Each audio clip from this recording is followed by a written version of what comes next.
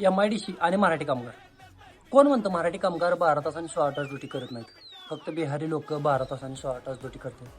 मी स्वतः बघितलेत, माझे मित्र 12-12 तास 16-16 तास काम करताना. आज आपल्या इथल्या मराठी माणसाला कमी लेखलं जातं किंवा एक प्रकारे म्हणतो बदनाम केले जाते की मराठी कामगार 12 तास 16 तास काम करत नाही.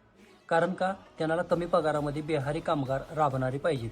आपल्या इथले लोक कामं करत नाहीत हे दाखवून द्यायचं आणि बिहारी कामाला ठेवायची आणि नंतर आपल्या इथली पोरं ज्यावेळी प्रश्न विचारतील त्यावेळी त्यांना कंपनीमधून काढून टाकायचं.